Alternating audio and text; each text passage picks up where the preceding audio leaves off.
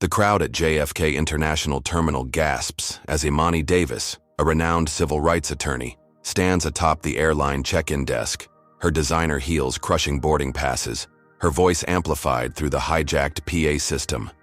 Delta Horizon. Airlines denied my 9-year-old daughter's basic human dignity while their white passengers walked freely to bathrooms. 10 minutes from now, this airline stops operating permanently. Security rushes forward but freezes when CNN cameras appear. Nobody realizes this confrontation began just hours earlier, with 2 little girls simply needing to use the restroom. What would drive a respected attorney to risk everything for a bathroom break?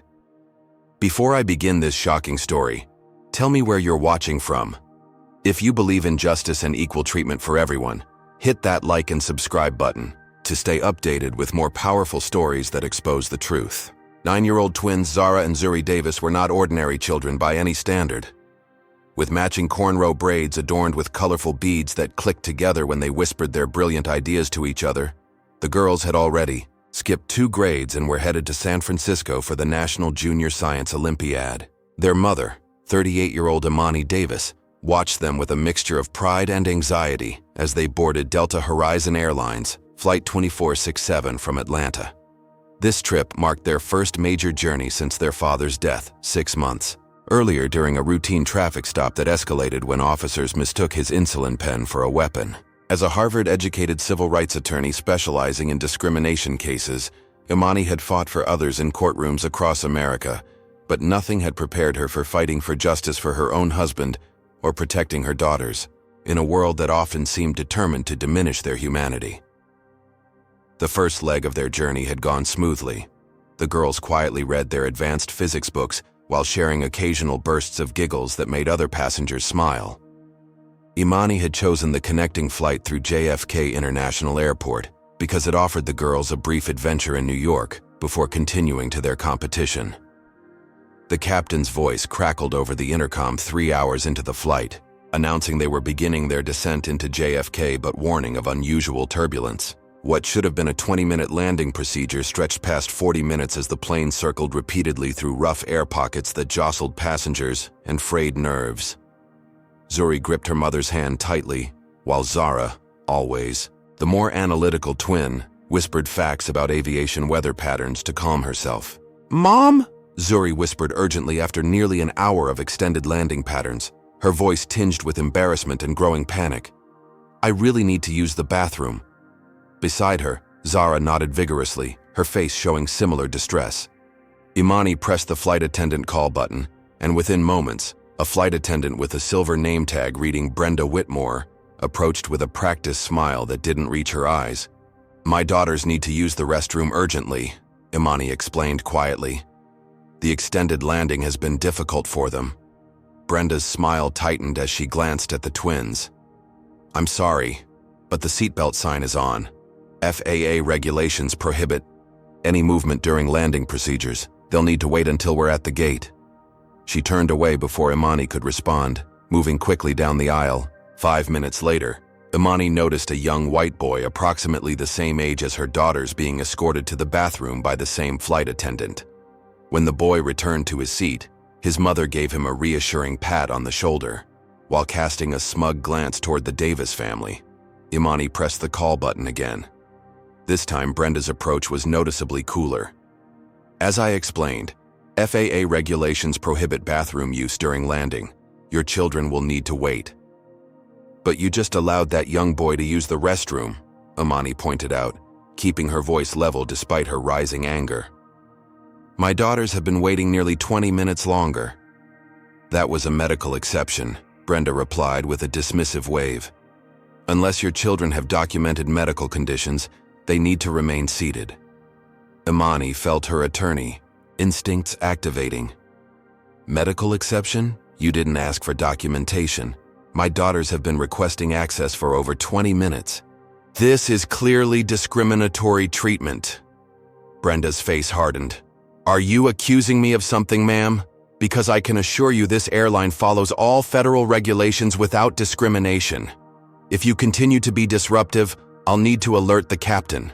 Discreetly, Imani slipped her phone from her purse and began recording the interaction, while the twins squirmed uncomfortably in their seats. Zuri was now openly crying, while Zara tried desperately to comfort her sister despite her own discomfort. "I just want equal treatment for my children," Imani stated clearly for the recording. "They are experiencing genuine distress." "Mom," Zuri sobbed quietly, burying her face into her mother's shoulder. "I can't hold it anymore." A dark stain spread across her jeans as she cried silently, her small body shaking with humiliation. Nearby passengers began to notice, some turning away in embarrassment while others whispered behind raised hands. One woman loudly remarked to her husband, "Some people just don't teach their children proper control," as if the family couldn't hear her. When the plane finally reached the gate 20 minutes later, Brenda's announcement came over the intercom. "We've arrived at JFK International. Please remain seated until the seatbelt sign is turned off."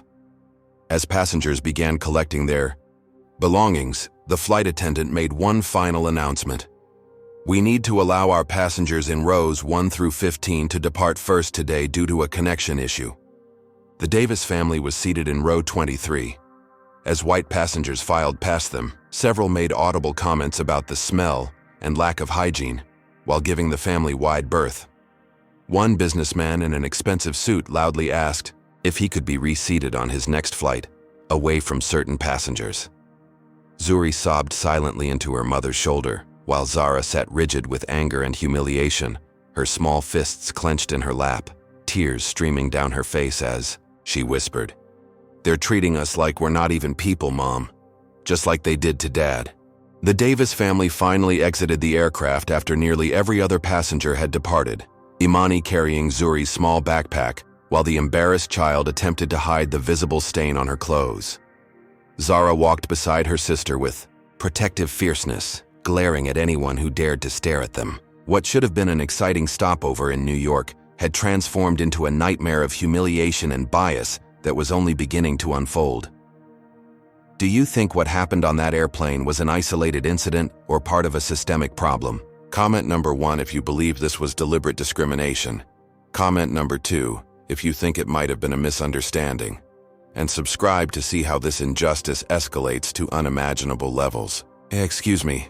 Imani approached the first customer service desk she spotted in the terminal, her attorney demeanor firmly in place despite her internal fury. "I need to speak with a manager immediately about discriminatory treatment my family just experienced on our flight." The customer service representative barely glanced up from his computer screen. "Take a number, please.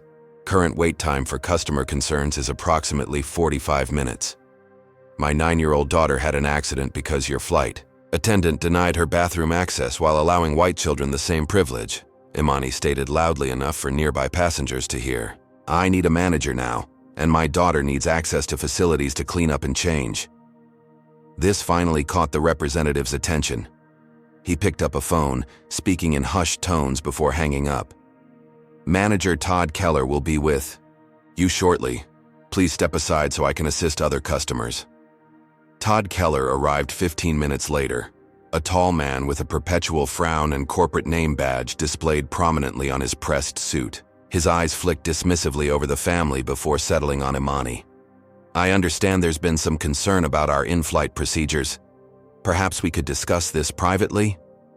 "My daughters need access to a bathroom first," Imani insisted. "They've been traumatized enough." Todd's frown deepened. "Of course, but I should inform you that our customer bathrooms are currently being serviced. The nearest facilities are past security in the main terminal. So you're telling me my daughter, who has already been humiliated on your flight, has to walk through this entire terminal in soiled clothing because your staff discriminated against her?"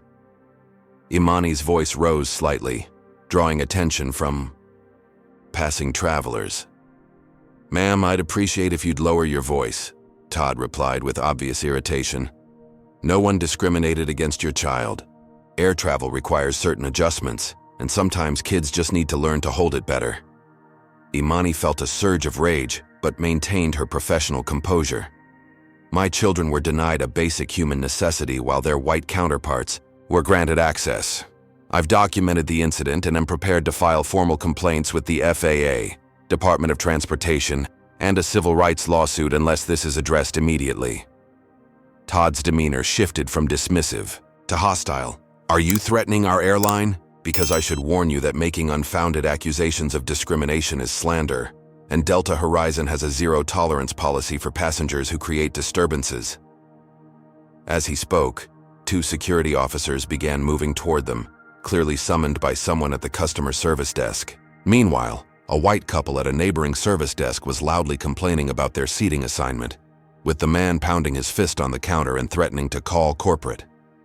No security approached them despite their obvious aggression. The contrast was striking and further fueled Imani's determination.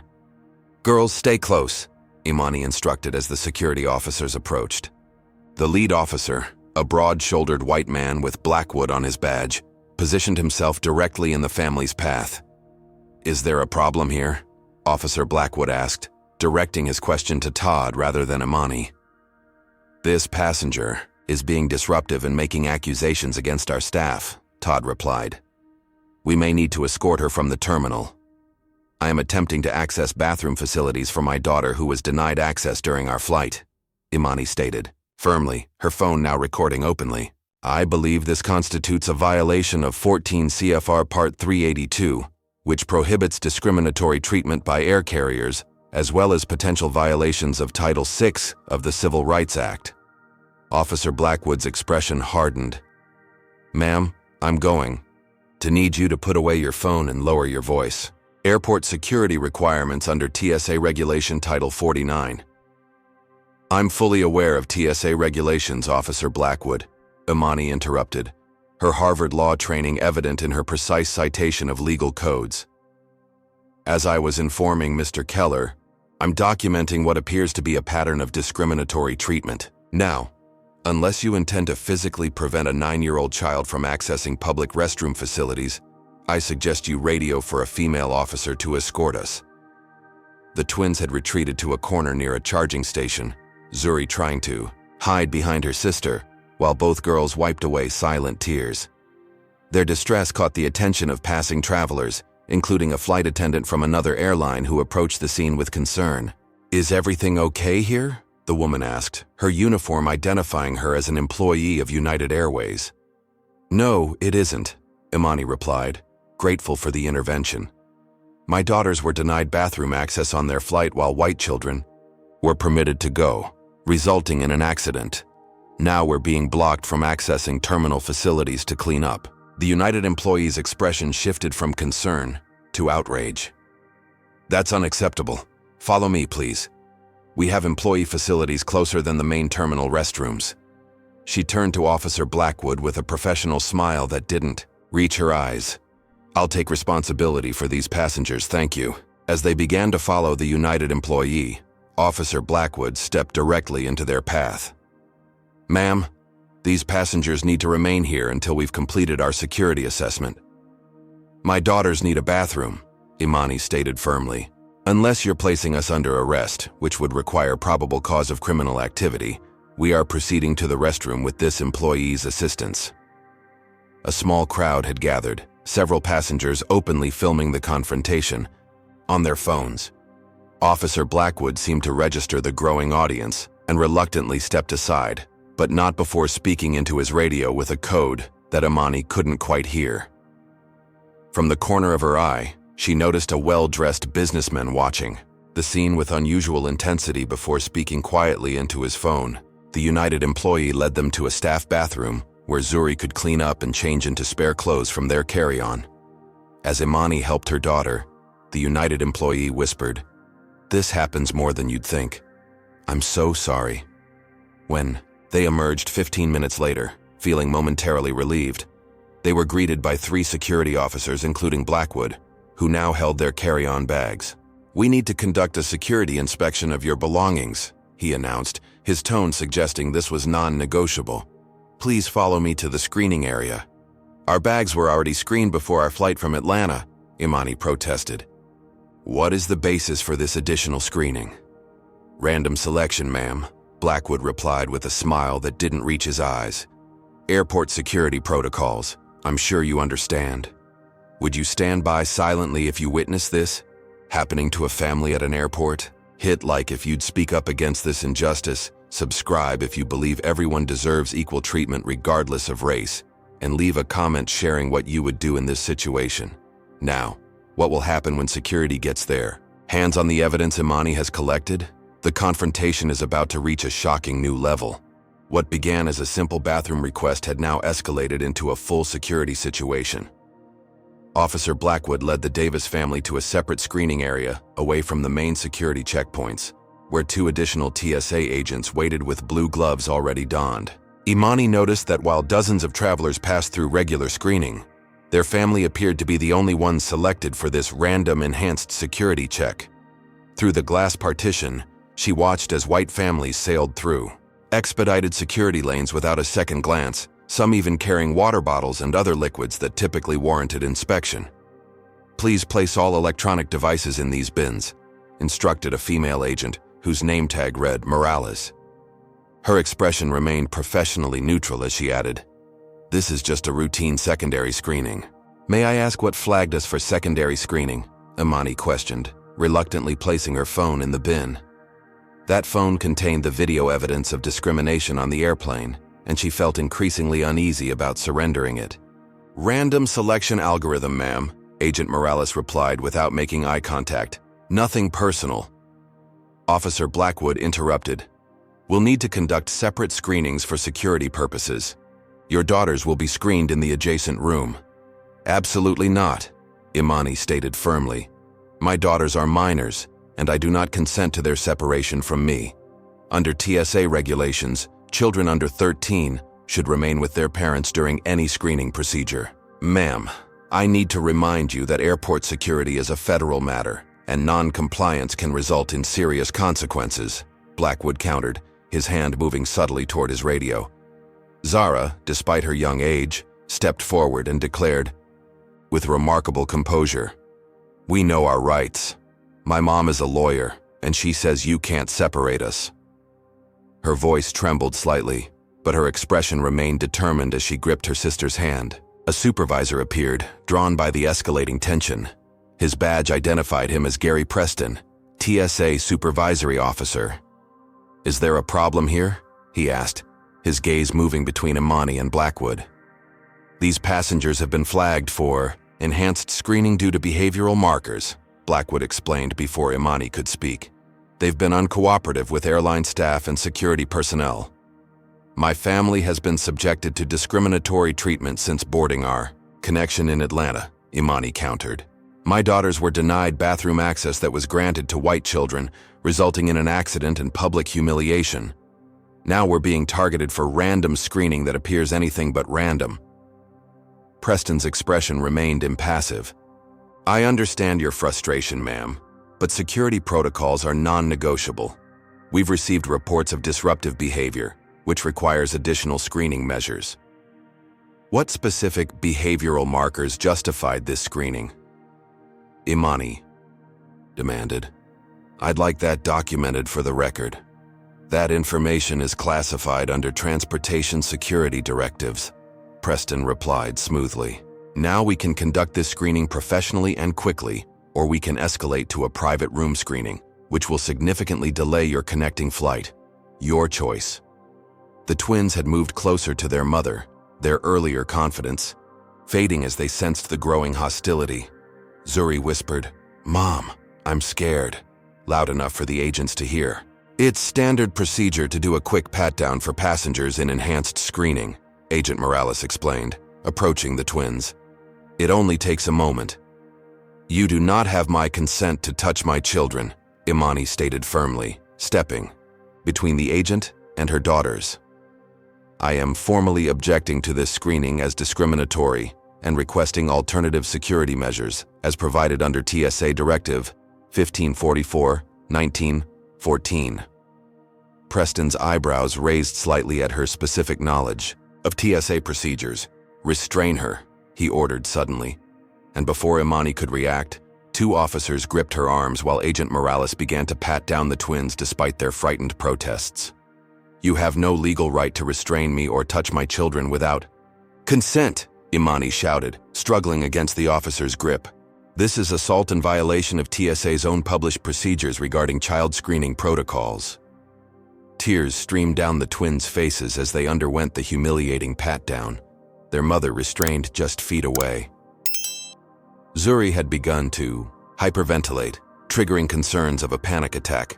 Nearby passengers had stopped to stare, some filming discreetly on their phones. Section 3.1 of the TSA Screening Management Standard Operating Procedure clearly states that pat-downs of children should be conducted by officers of the same gender with a parent present and not under restraint, Imani recited, her legal training evident in her precise citation. You are violating your own procedures and exposing this agency to significant liability. Her words seemed to register with some of the junior officers, who exchanged uncertain glances. One whispered something to Preston, who finally signaled the officers to release Imani. We're following modified procedures based on the security alert level, Preston claimed, though his confidence had visibly diminished. I want the specific regulatory justification documented now, along with all of your badge numbers and the surveillance footage preserved, Imani demanded, immediately moving to comfort her daughters. I'm formally notifying you of pending legal action for violation of our civil rights.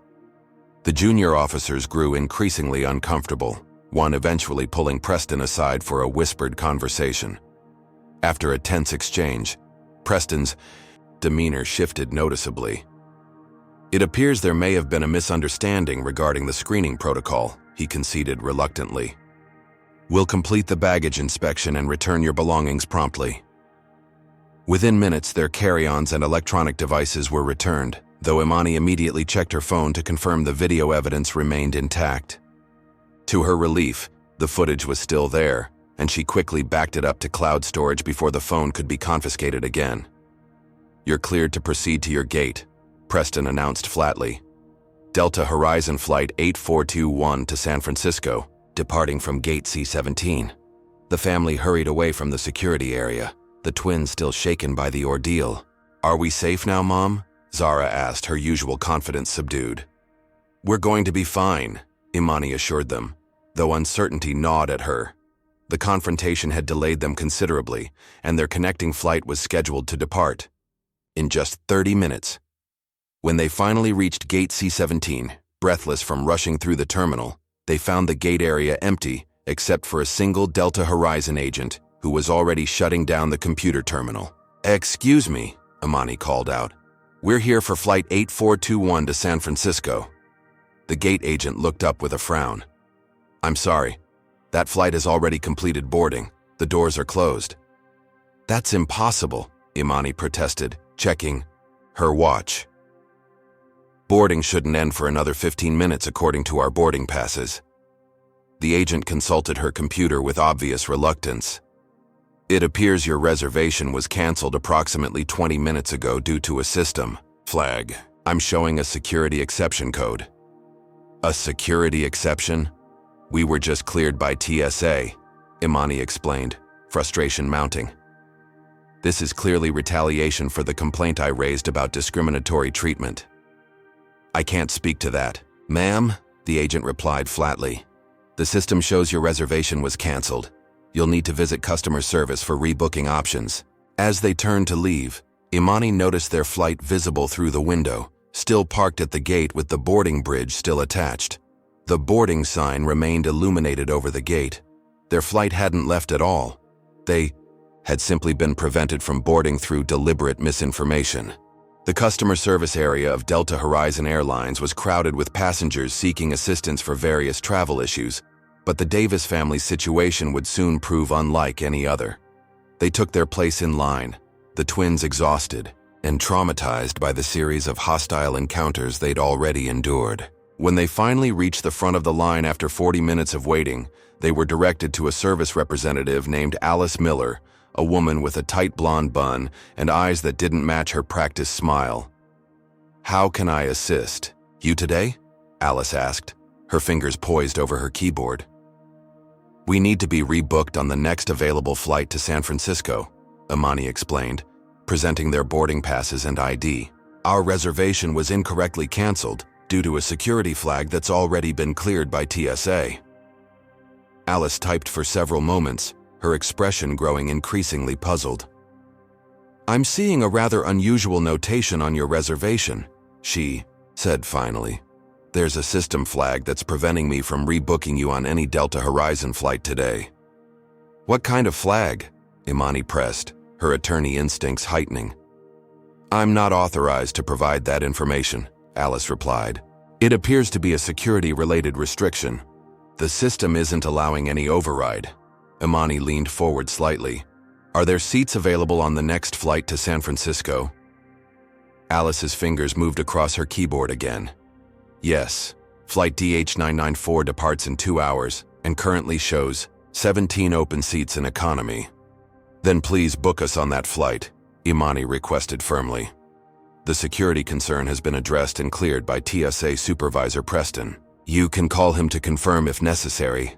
I'm sorry, but the system won't allow it, Alice insisted. The flag requires management approval for any rebooking, and I don't have a manager available at the moment. Behind the Davis family, a white couple approached another service desk with a similar rebooking request. Imani overheard them explaining they had missed their connection to San Francisco and needed the next available flight. Within minutes, they were issued new boarding passes for flight DH994, the very same flight Alice had claimed required special approval. Meanwhile, Zuri had grown increasingly withdrawn, her eyes vacant as she leaned against her sister. As a child psychologist had explained after their father's death, Zuri sometimes dissociated when overwhelmed by stress or trauma, her mind's way of protecting itself from unbearable emotions. Zara held her sister's hand tightly, whispering reassurances even as her own eyes filled with tears of frustration and fear. My daughters have been traumatized repeatedly since boarding your airline, Imani stated, struggling to maintain her professional composure. They were denied bathroom access based on their race, subjected to public humiliation, targeted for random security screening, and now we're being denied rebooking without explanation. I need to speak with a manager immediately. As I mentioned, there are no managers currently available, Alice replied, her tone growing defensive. Perhaps you'd like to try another airline. I'm sure they'd be happy to sell you new tickets. Imani pulled out her phone and quickly dialed her colleague, Marcus Jenkins, a fellow civil rights attorney who specialized in transportation discrimination cases. Putting the call on speaker, she briefly explained the situation while Alice listened, with visible discomfort. I'm documenting a clear pattern of discriminatory treatment by Delta Horizon Airlines, Imani explained to Marcus. The airline denied my daughter's bathroom access that was provided to white children, resulting in an accident. We were then targeted for enhanced security screening. Our reservation was mysteriously canceled while we were detained, and now they're refusing to rebook us despite available seats. This is textbook discriminatory treatment under Title VI and DOT regulations, Marcus replied, his voice clear enough for Alice and nearby passengers to hear. I'm submitting an emergency complaint to the Department of Transportation right now. What's the name of the representative refusing service? Alice immediately pushed back from her computer. Please hold one moment while I contact my supervisor, she said hurriedly, picking up her phone. While they waited, Imani noticed a social media notification on her phone. A passenger from their original flight had posted a video of Zuri's distress after the bathroom incident, commenting on the apparent discrimination. The post was already gaining traction, with hundreds of comments expressing outrage at the airline's treatment of the young girls. After several minutes, a new representative approached. Her name badge identified her as Jennifer Simmons, Customer Service Manager. I understand there's been some confusion regarding your reservation, she began, with a practiced smile. I've reviewed the situation, and unfortunately, the earliest we can accommodate your party is on our flight departing the day after tomorrow. The day after tomorrow? Imani repeated incredulously. Your representative just confirmed there are 17 available seats on a flight departing in less than 2 hours. A white family was booked on that very flight while we stood here waiting. Those seats are reserved for premium status members and specific connection guarantees, Jennifer explained smoothly. Company policy. May I see that policy in writing? Imani requested, because selectively applying policies based on race violates federal transportation laws. Jennifer's smile tightened. I'm not at liberty to share internal policies. However, I can offer you accommodation vouchers for 2 nights at an airport hotel while we sort this out. My daughters are scheduled to participate in the National Junior Science Olympiad tomorrow in San Francisco, Imani explained, her frustration mounting. This rebooking delay would cause them to miss the competition entirely. I understand that's disappointing, Jennifer replied with rehearsed sympathy that lacked any genuine empathy. Perhaps they can participate next year. Imani had had enough. Pulling out her phone again, she opened Twitter and quickly composed. A post, Delta Horizon Airlines denied my black 9-yo twins bathroom access granted to white child, causing accident. Now refusing to rebook us despite empty seats given to white passengers. Delta Horizon Discrimination, Shri flying while black. She attached the video she'd recorded on the plane and pressed send. I've just shared our experience with my 20,000 followers, Imani informed Jennifer calmly, many of whom are fellow civil rights attorneys and journalists. I suspect this will receive significant attention very quickly. Jennifer's expression darkened. Are you threatening our airline, Ms. Davis?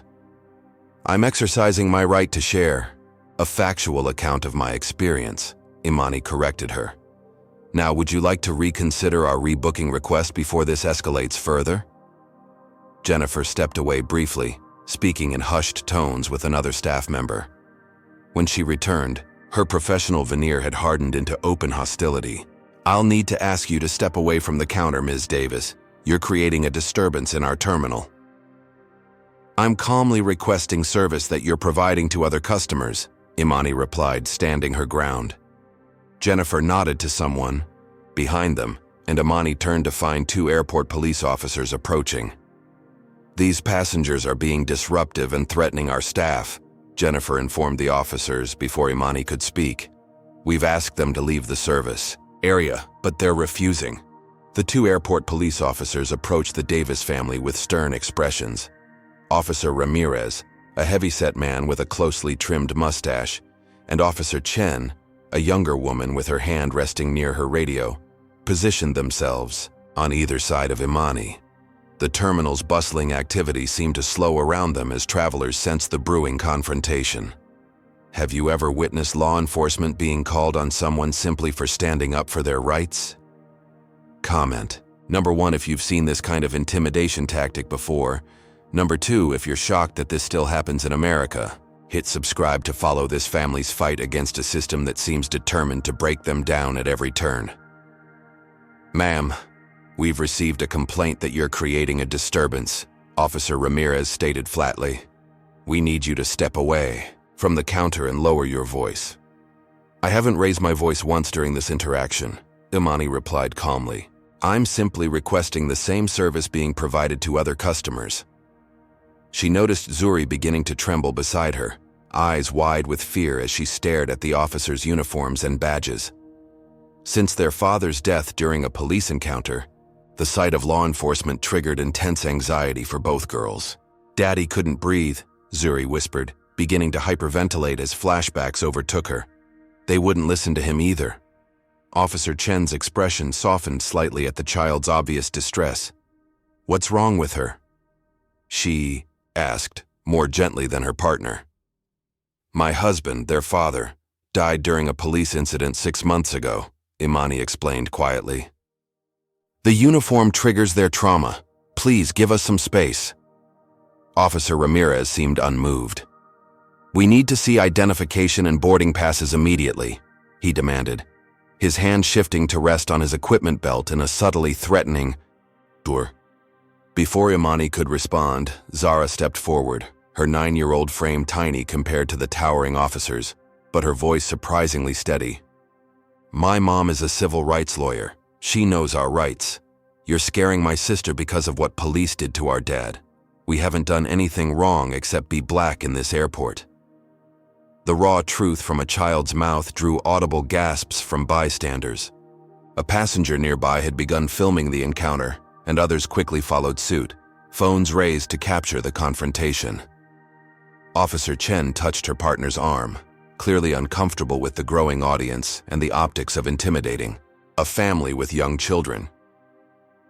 We just need to clear up a misunderstanding, Officer Chen said, attempting to defuse the situation. Airport regulations require that we investigate all reported disturbances.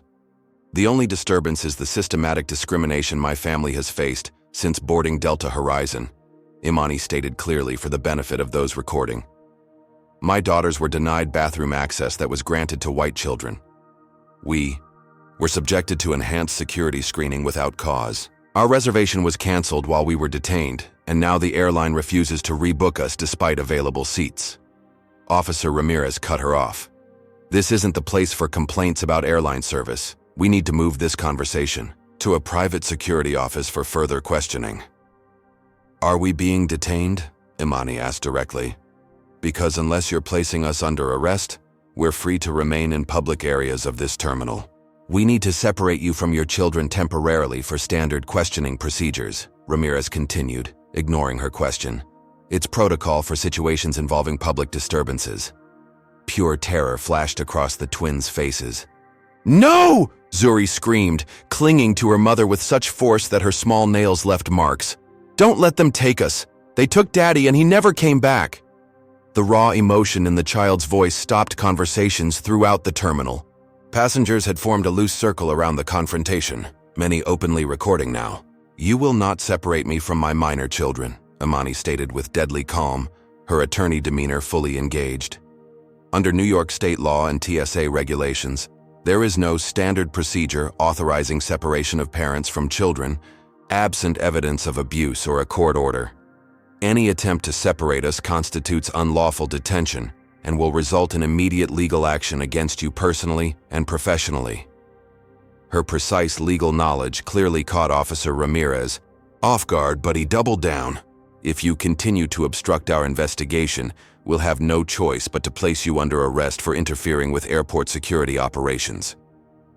Officer Ramirez, Imani read from his badge. I want to be absolutely clear. I am documenting a threat of false arrest made to intimidate my family after we reported racial discrimination. That constitutes criminal civil rights violations under both state and federal law. As tension escalated, an unexpected voice called out from the growing crowd of onlookers. I saw everything that happened on that flight. A middle-aged woman in a teacher's convention lanyard stepped forward. They wouldn't let these little girls use the bathroom but let a white boy go right after. It was disgusting discrimination, plain and simple. Another passenger joined in. I saw the security screening too. They were the only black family pulled for random screening in the half hour I was waiting in line. The crowd grew more vocal, with several people shouting that they were live streaming the confrontation. A man in a business suit announced loudly that he was an attorney with the ACLU and was documenting clear Fourth Amendment violations. Officer Chen, now visibly uncomfortable, whispered something to her partner. The dynamics had shifted dramatically, with dozens of witnesses and multiple recordings capturing their every move. Ramirez finally took a step back. We're going to issue a warning at this time, he announced stiffly. Any further complaints about disruptive behavior will result in removal from the terminal. As the officers retreated, a spontaneous round of applause broke out among the onlookers. Several passengers approached the family offering support, contact information, and their own video recordings of the incident. A local news reporter who happened to be passing through the terminal introduced herself, asking if Imani would be willing to comment on what appeared to be a disturbing pattern of discrimination. For a brief moment, it seemed the tide had turned. The public support had forced accountability where official channels had failed. The twins managed small smiles as strangers offered them words of encouragement and small acts of kindness. Then, Jennifer Simmons reappeared, a tablet in hand and a coldly professional smile on her face. Ms. Davis, I've just received notification from our system that your entire reservation with Delta Horizon has been canceled due to security concerns. This includes your return flight as well. You'll need to make alternative arrangements with another carrier. You're stranding us completely? Imani asked in disbelief. Based on what security concerns? I'm not at liberty to discuss security matters, Jennifer replied smoothly. But I can inform you that you and your children have been added to our internal review list, which means you won't be eligible to book with Delta Horizon for the foreseeable future. The twins' brief moment of relief vanished as they realized their ordeal was far from over. Not only were they stranded at JFK, but they had effectively been blacklisted by one of the country's largest airlines for the crime of requesting equal treatment. Would you stay silent if you saw a mother and her young children being threatened with arrest for simply asking to be treated equally? Comment number 1 if you believe more people should stand up as witnesses when they see injustice happening. Like if you believe the courage of ordinary citizens filming this encounter made a crucial difference. And subscribe if you want to see how this family continues to fight back against a system designed to silence them. How far will this airline go to cover up their discrimination? The answer will shock you. The local news reporter who had witnessed the confrontation, Sofia Rodriguez from WCBS New York, approached Imani as the airline representative walked away. "Ms. Davis, I'm sorry to intrude, but I've been following what's happening. Would you be willing to share your experience with our viewers? This appears to be a troubling case of discrimination that people should know about." Imani hesitated, looking at her exhausted daughters. She had never sought the spotlight, preferring to fight her legal battles in courtrooms rather than in the court of public opinion. But the systematic obstruction they'd faced suggested that traditional avenues of accountability might not be sufficient. "Give me a moment with my daughters," she requested. Kneeling beside the twins, she explained gently, "That reporter wants to tell our story on the news. It might help other families avoid what we've experienced today, but it would mean talking about the embarrassing parts too. What do you think?" Zuri pressed her face into her mother's shoulder, still too traumatized to respond. But Zara straightened her spine with determination beyond her years. "If it helps other kids like us, we should do it," she decided. "Dad always said we have to stand up, even when it's hard." With their consent, Imani agreed to a brief interview in a quieter corner of the terminal. As Sophia prepared her cameraman, Imani's phone chimed with a notification. Delta Horizon's corporate communications team had issued a statement on Twitter. Delta Horizon Airlines is aware of allegations regarding passenger treatment at JFK. We take all complaints seriously and are investigating. Our initial review suggests standard protocols were followed in accordance with FAA safety regulations. Delta Horizon has a zero-tolerance policy for discrimination of any kind.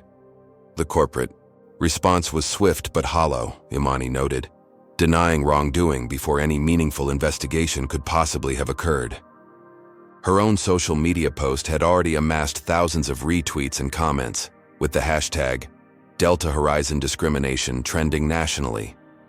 When the cameras began rolling, Sophia asked the twins if they wanted to share their experience. Zuri remained silent, but Zara spoke with remarkable clarity for a 9-year-old.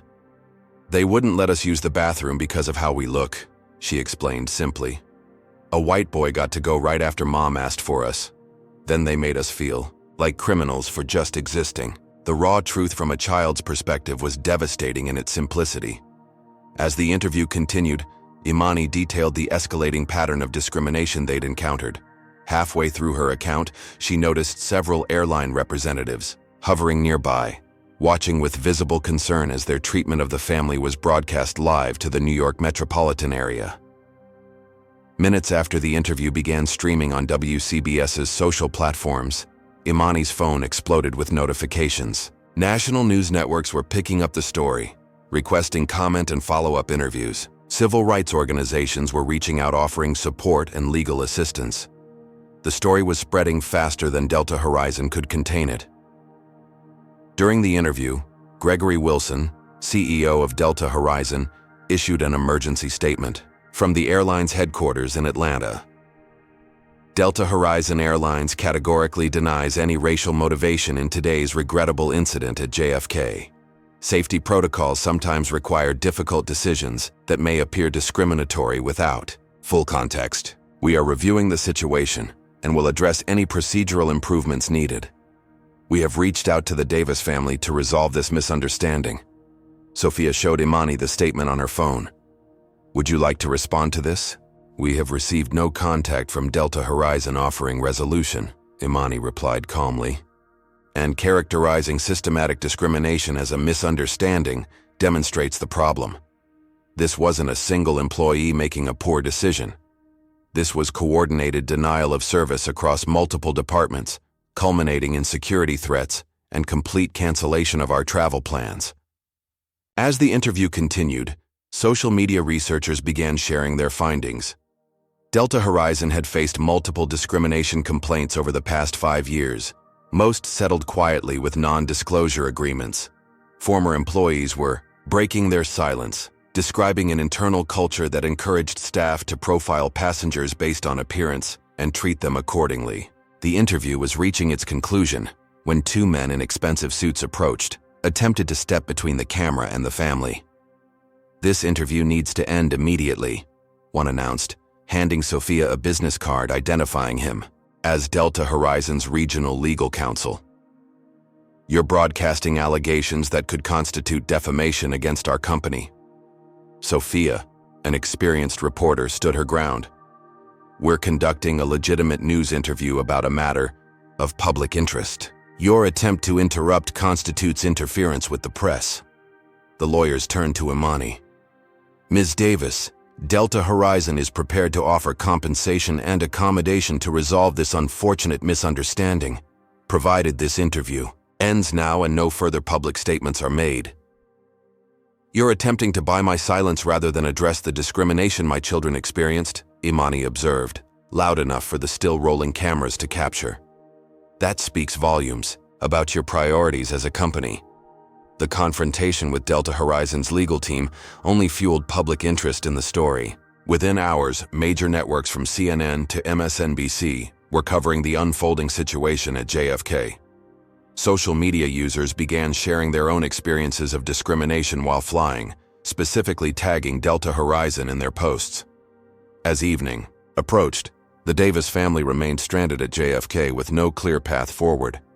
Their connecting flight had long since departed, and Delta Horizon had effectively blacklisted them. The twins were exhausted, hungry, and traumatized by the day's events. Then an unexpected ally emerged. The CEO of Skyway Airlines, Delta Horizon's major competitor, contacted Imani directly. "Ms. Davis, we've been following your family's experience today, and we're appalled by the treatment you've received. Skyway Airlines would be honored to provide complimentary first-class transportation to San Francisco for you and your daughters, along with accommodation at the Fairmont Hotel tonight, if you'd prefer to rest before traveling." The generous offer provided immediate practical relief, but the damage from the day's events couldn't be so easily undone. The twins remained withdrawn, their excitement about the science competition overshadowed by the trauma of public humiliation and systemic discrimination. That evening, from their luxury hotel suite provided by Skyway Airlines, Imani watched as Delta Horizon issued yet another statement, this one markedly different in tone. After reviewing today's events at JFK, Delta Horizon acknowledges that our service fell short of our standards. "We extend our sincere apologies to the Davis family and are taking immediate steps to address the situation, including additional staff training and protocol reviews. We have reached out to offer compensation and hope to make amends for their negative experience." The public apology came too late. Public sentiment had turned decisively against the airline, with thousands canceling reservations and loyalty members publicly cutting up their frequent flyer cards. Delta Horizon's stock had dropped nearly 6% in after-hours trading, as investors recognized the potential financial impact of the growing scandal. Imani was preparing the twins for bed when her phone rang. It was Marcus, her attorney colleague. "Imani, I've received a disturbing tip from someone claiming to be a Delta Horizon employee. They say the company is in full crisis mode, with executives ordering a coordinated cover-up. They've allegedly instructed staff to alter records of today's incidents and are preparing a narrative to discredit you personally." "That's not surprising," Imani replied wearily. "Standard corporate damage control." "This goes beyond standard," Marcus warned. "The tipster mentioned specific discussions about using your advocacy work to paint you as an opportunist who fabricated discrimination claims for publicity. They're apparently planning to release edited security footage that misrepresents today's events." "Can this source provide evidence of this coordination?" Imani asked, her attorney mind immediately focusing on documentation. "That's why they reached out," Marcus confirmed. "They forwarded internal emails with explicit instructions to alter records." "Imani, this is a conspiracy to commit fraud and obstruct justice. It goes all the way to the executive level." As they spoke, Imani's laptop chimed with an incoming email. The sender was anonymous, but the content was explosive. Internal Delta Horizon communications discussing damage control strategies for the Davis situation, including directives to clean up security logs and revise witness statements. The most disturbing email came from CEO Gregory Wilson himself, instructing staff to find anything in her background we can use to discredit her claims. The correspondence revealed that Delta Horizon's public apology was merely a tactical move, while they prepared a more aggressive counter-strategy, including plans to paint Imani as a professional grievance opportunist, exploiting her children for publicity and financial gain. This changes everything, Imani realized. What had begun as discriminatory treatment of her daughters had evolved into corporate conspiracy, reaching the highest levels of the company. The evidence in her hands wasn't just about one family's mistreatment.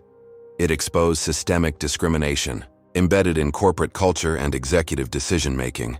The morning after the initial incident, as the twins slept in the hotel suite provided by Skyway Airlines, Imani's phone rang.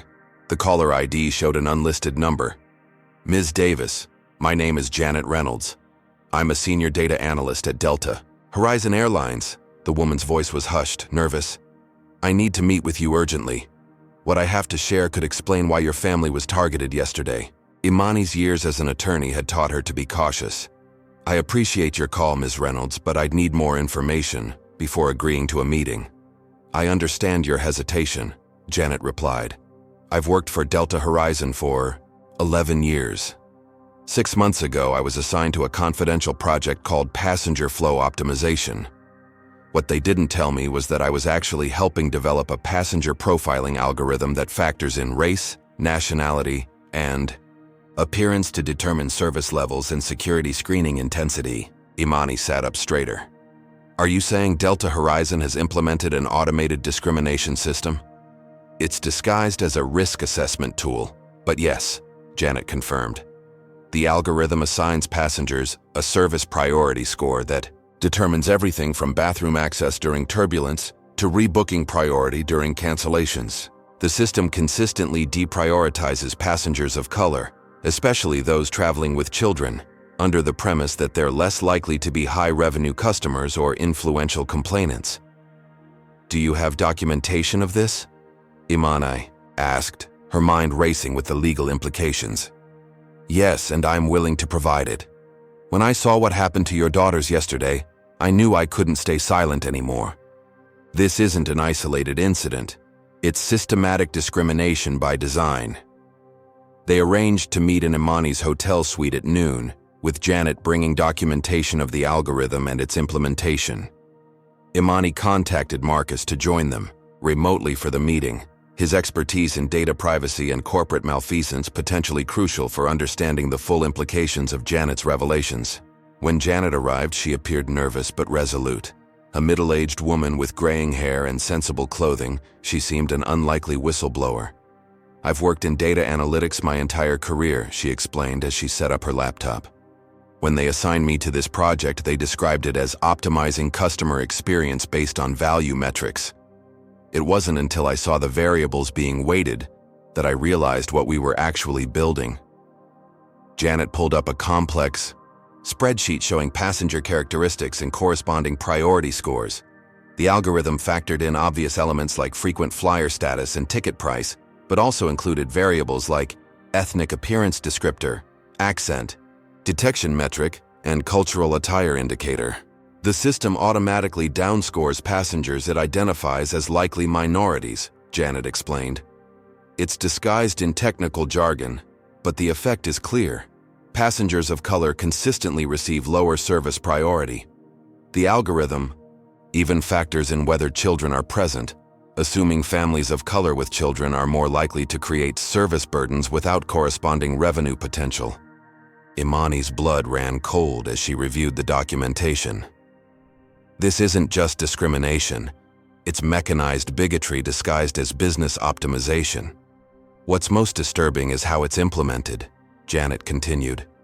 "Flight attendants, gate agents, and customer service representatives receive passenger scores through their tablets and devices, with color-coded indicators guiding their service responses.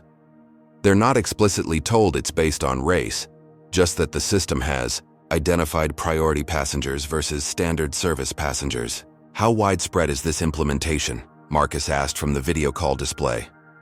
System-wide, Janet confirmed. Every Delta Horizon flight, every terminal, every customer interaction is guided by these scores. And I've documented dozens of cases where passengers with identical ticket types and status receive dramatically different treatment based primarily on perceived ethnicity. As Janet continued her explanation, Imani noticed a subtle electronic tone emanating from beneath the coffee table.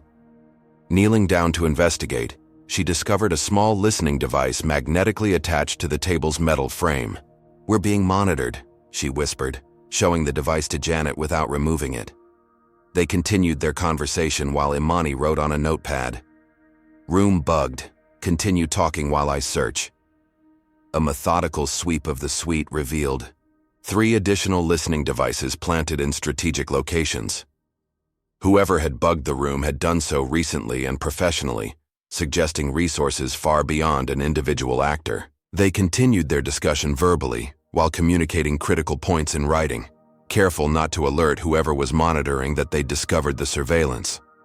Janet shared screenshots and data exports from the airline's internal systems, documenting both the discriminatory algorithm and specific cases where it had been applied. "I've identified 27 cases in the past year alone, where Black or Hispanic families with children were denied bathroom access during flight that was granted to white passengers during the same time period," Janet explained, her voice steady despite the distressing revelation of surveillance. The algorithm specifically instructs crew to prioritize passengers with high status scores during limited access scenarios. As they reviewed the evidence, Janet's phone chimed with a text message notification. Her face drained of color as she read it. "It's from my director," she whispered. "I've been terminated, effective immediately, for unauthorized access of proprietary systems and breach of confidentiality. They know I'm here." The speed of the response confirmed their worst fears. Delta Horizon had comprehensive surveillance capabilities and was actively monitoring their whistleblower. The corporation was watching their every move, listening to their conversations and taking immediate action to silence those who threatened to expose their practices. Despite her termination, Janet remained resolute. "I've been documenting everything for months, preparing for this possibility," she explained, producing an encrypted flash drive. "This contains complete records of the algorithm's development, implementation, and effects, including executive communications explicitly acknowledging the racial components. There's also evidence of multiple discrimination complaints that were settled with NDAs over the past 3 years." The flash drive represented a legal nuclear option, evidence that could potentially bring down not just individual employees, but the entire corporate structure that had enabled and benefited from systematic discrimination. It documented a pattern that went far beyond the isolated incidents usually addressed in discrimination claims. With this evidence, we can pursue a class action lawsuit representing every passenger of color who's flown Delta Horizon in the past 3 years, Marcus explained over the secure video link they'd established. "This isn't just about your family anymore, Imani. This is about holding an entire corporate entity accountable for encoded discrimination." "The executives know how devastating this would be," Janet warned. "They'll do anything to prevent this information from becoming public." As if to confirm her warning, Imani's phone rang with a call from the hotel security office. "Ms. Davis, we need to verify some information about your stay. Our systems show some irregularities with your reservation." Imani recognized the pretext for what it was, another attempt to disrupt their meeting and intimidate them. "My reservation was arranged directly by Skyway Airlines' executive office," she replied coolly. "Any questions should be directed to them." After ending the call, Imani suggested they move their discussion to a more secure location. They gathered Janet's evidence and prepared to leave, but as Janet entered the elevator ahead of Imani, her phone rang again. "Ms. Reynolds, this is hotel security. Your car in the parking garage has been reported as leaking fluid. Could you come down to verify it's yours before we call a hazmat team?" Janet glanced at Imani with concern. "I drove here, but my car was fine when I parked it. Don't go alone." Imani warned, her instincts screaming danger. "Let's check together." When they reached the parking garage, they found Janet's modest sedan surrounded by hotel security personnel.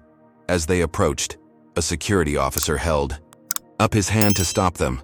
"Please stay back, ma'am. There appears to be a brake fluid leak. Could be dangerous." Janet took a step forward to inspect her vehicle, then froze as she noticed a small pool of liquid beneath the car that hadn't been there when she parked. Before she could retreat, the security officer inexplicably stepped aside, allowing her to approach. "Wait!" Imani called out, but it was too late. Janet had barely reached her car when she stumbled suddenly, clutching her chest. She collapsed beside her vehicle, gasping for breath as Imani rushed to her side. The security officers mysteriously disappeared, leaving them alone in the garage. "Can't breathe," Janet gasped, her face contorted with pain. "Not accident. Imani immediately called emergency services while checking Janet's pulse, which was racing erratically. Within minutes, paramedics arrived and rushed Janet to the nearest hospital, diagnosing a potential cardiac event during preliminary treatment. At the hospital, doctors struggled to identify the cause of Janet's symptoms.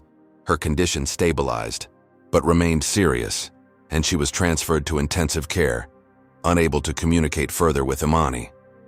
A preliminary toxicology report showed unusual compounds in her system that the doctors couldn't immediately identify. While waiting anxiously at the hospital, Imani received an anonymous text message. "Car brake line tampering is hard to prove. Accidents happen to whistleblowers. You should reconsider your next steps carefully." The threat was unmistakable. Delta Horizon wasn't just fighting to protect its reputation. It was apparently willing to physically harm those who threatened to expose its practices. A corporation with thousands of employees, billions in revenue, and extensive political connections had just escalated from discrimination to what appeared to be attempted murder. Imani called Marcus immediately. "They went after Janet," she reported grimly. "Some kind of poisoning made to look like a heart attack. She's stabilized but unconscious." "My God," Marcus breathed. "This goes beyond corporate malfeasance. We need to get law enforcement involved immediately. Local police would be out of their depth against Delta's legal team," Imani pointed out. "We need federal involvement, FBI Public Corruption Unit or DOJ Civil Rights Division, and we need to secure the evidence before they try to destroy it."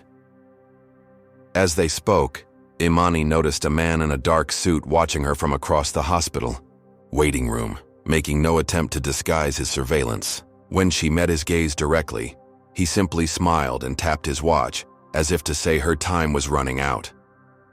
The corporate machine had revealed the depths it would go to protect itself. What had begun with denying bathroom access to too little girls had exposed a rot that ran throughout one of America's largest airlines. Automated discrimination, corporate conspiracy, intimidation, and now apparent attempted murder. Imani realized the flash drive in her possession wasn't just evidence, it was now a lifeline. Potentially the only thing protecting her family from those who had already demonstrated they would stop at nothing to silence threats to their operation. The hospital room where Janet Reynolds lay unconscious was eerily quiet, except for the rhythmic beeping of monitors. Imani sat beside her bed, the flash drive of evidence secured in an encrypted cloud account with access instructions sent to multiple attorneys across the country as insurance.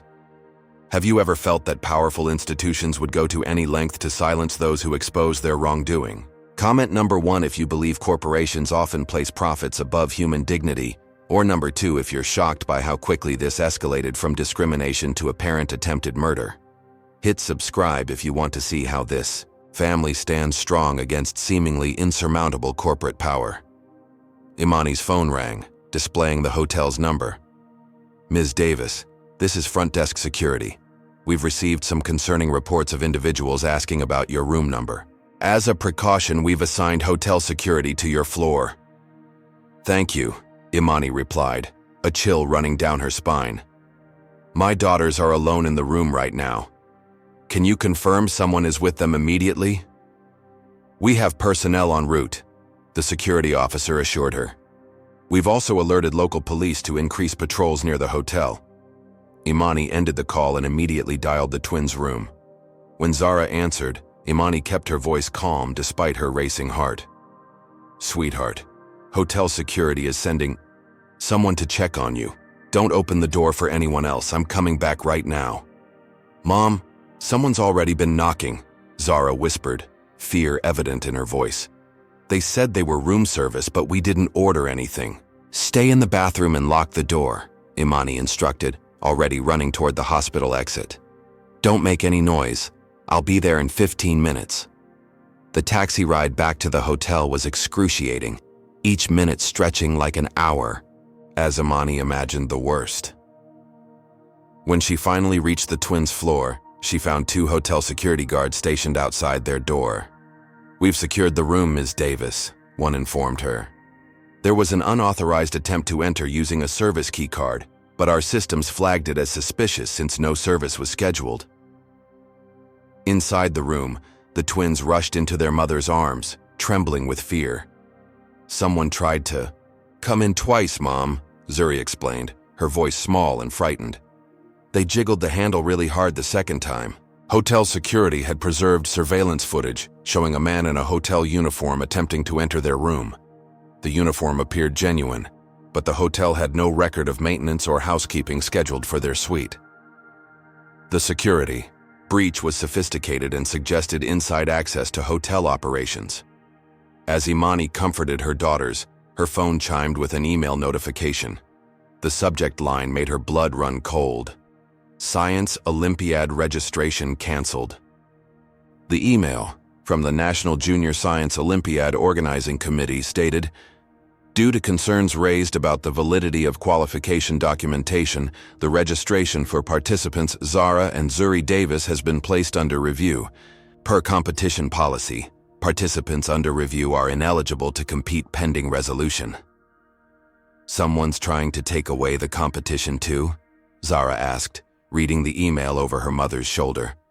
After everything they'd endured, this targeted attack on the twins' academic achievement felt particularly cruel. Imani contacted the competition organizers immediately, only to be told that they had received anonymous documentation questioning the authenticity of the twins' qualifying submissions, with the complaint coming from an email address associated with the Department of Education.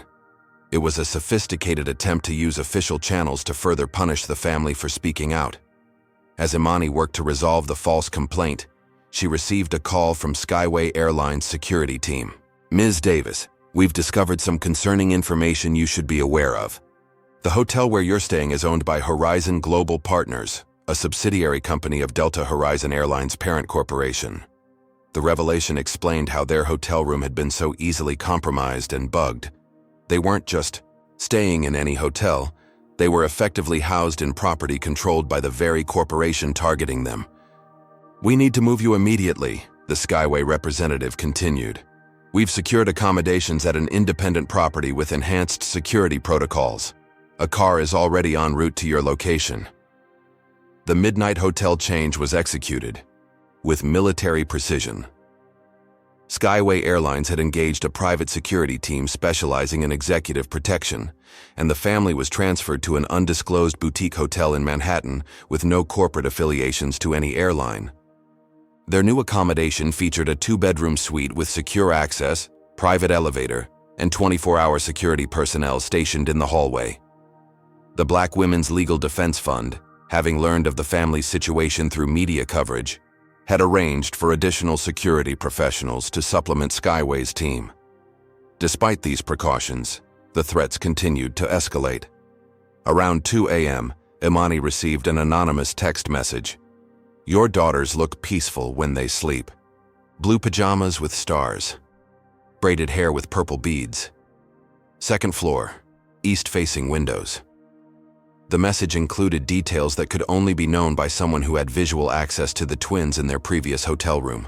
It was a clear signal that the family remained under surveillance despite their precautions, and that those targeting them had no qualms about threatening children. The security team immediately conducted another sweep of the new suite, discovering a sophisticated listening device that had somehow been planted during the brief window when the room was being prepared for their arrival. The level of resources and coordination required to execute such surveillance suggested involvement beyond just Delta Horizon's security team, possibly including former intelligence professionals or specialized corporate espionage operatives. "We need to assume all electronic communications are compromised," the head of security advised. "They're clearly employing significant resources to monitor your movements and communications." As dawn approached, Imani finally managed a brief, restless sleep, only to be awakened by a commotion in the hallway. The security team had apprehended an individual attempting to access the suite using forged hotel credentials. The man claimed to be testing fire alarm systems, but carried no legitimate identification or equipment. When police arrived to take him into custody, they discovered a hotel uniform concealed in his backpack, along with a key card programmer and other burglary tools. Most disturbing was a small vial of clear liquid that preliminary testing identified as a powerful sedative, enough to render the entire family unconscious. The perpetrator refused to identify his employer, but hotel security cameras captured images of him entering the building alongside a man wearing a Delta Horizon contractor badge. The evidence linking the break-in attempt directly to the airline was circumstantial but compelling. By morning, footage of the attempted break-in had leaked to media outlets, further escalating public outrage against Delta Horizon.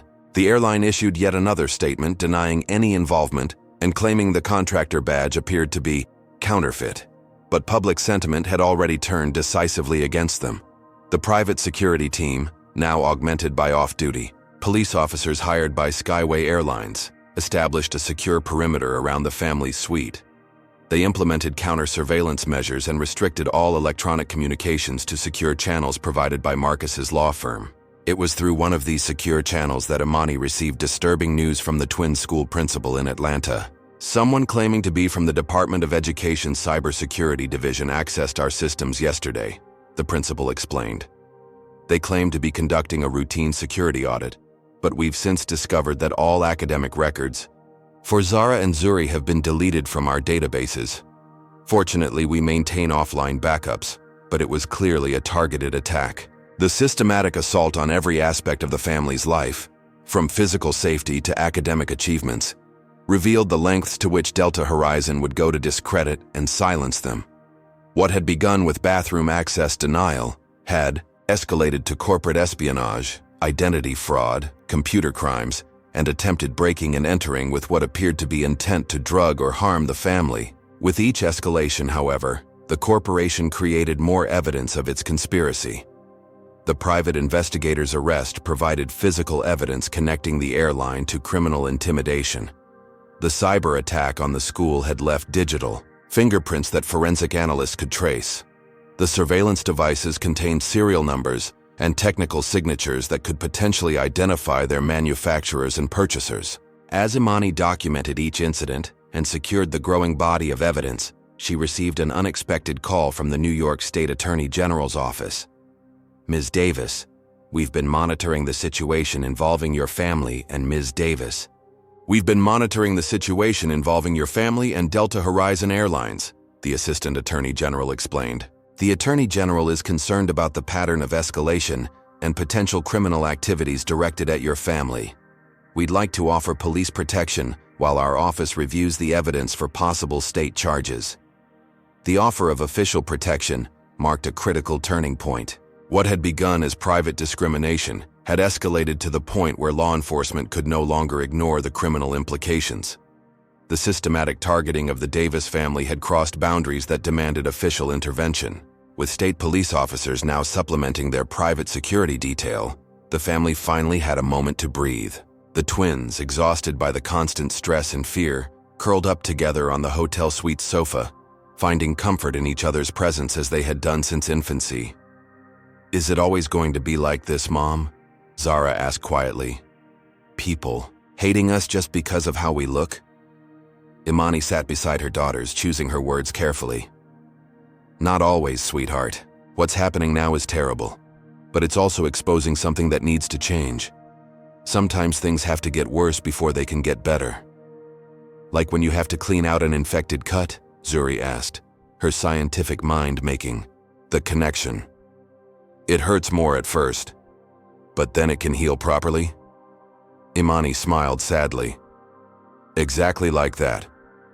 And you know what? I believe we're helping to clean out an infection that's been hurting people for a long time. As night fell, their increased security measures finally provided enough safety for the family to get their first real rest since the ordeal began. Tomorrow would bring new challenges as they prepared to take their fight from the court of public opinion to actual courtrooms, where Delta Horizon's army of attorneys awaited.